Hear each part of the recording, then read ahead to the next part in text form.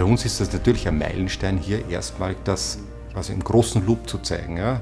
Das ist schon was Besonderes, das ist was Einzigartiges. Wir, glaube ich, sind wirklich jetzt die Ersten, die produzieren, speichern und auch den Wasserstoff verbrauchen. Mit dieser Technologie haben wir den Schlüssel in der Hand für eine grüne Energiezukunft das ganze Jahr über. Wind- und Sonnenenergie aus dem Sommer auch im Winter zu nutzen. Das ist der Traum von einer unabhängigen, resilienten und nachhaltigen Energieversorgung. Und diese Vision ist hier, in den österreichischen Voralpen, mit einem einzigartigen Projekt Wirklichkeit geworden. Im Sommer es ist einfach so viel Energie da, überschüssige Energie, und da braucht es eine Form, diese dann für den Winter, wo man es dann wirklich braucht, dann auch zur Verfügung zu haben. Und am besten ist das mit Wasserstoff umzusetzen.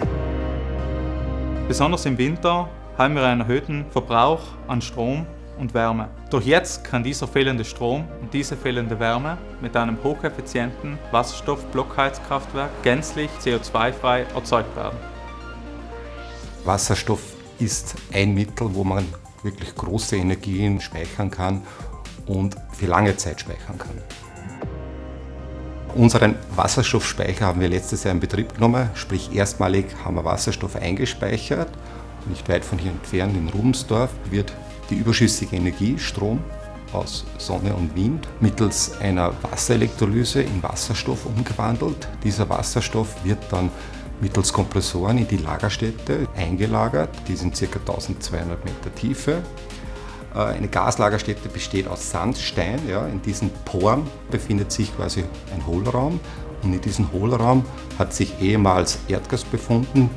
Diese Lagerstätte wurde ausgefördert und jetzt für die Speicherung von Wasserstoff verwendet. Wenn der Speicher dann voll ist und auch der Winter dann kommt, wird der Wasserstoff über eine Pipeline, das ist unsere Pipeline, nach Kampan, das ist etwa 8 Kilometer, dem BRKW von INNIO zugeführt. In dieser Wintersaison wird zum ersten Mal der Wasserstoff praktisch nutzbar gemacht. Das Industriegelände von der RAK Austria wird mit CO2-freier Wärme und Strom versorgt. Die Werte vom Motor, die sind sehr, sehr gut. Die Besonderheit ist auch, dass der Wasserstoff nicht 100% rein sein muss. Das macht den Jenbacher Motor zu einer Schlüsseltechnologie in der Energiewende. Wir sehen jetzt das Projekt sehr positiv. Ja. Wir sind schon in Überlegung, quasi diese Anlagen entsprechend zu skalieren, ja, größere Speicher zu errichten, größere Stromerzeugungsanlagen zu errichten. Und wenn jetzt die Technologie bereitsteht, ja, werden wir die nächsten Schritte dann machen. Ich hoffe, dass dieses Projekt auch andere Leute begeistert und diese Technologie auch in anderen Ländern und in anderen Kontinenten Anwendung findet. So funktioniert eine grüne Energiezukunft.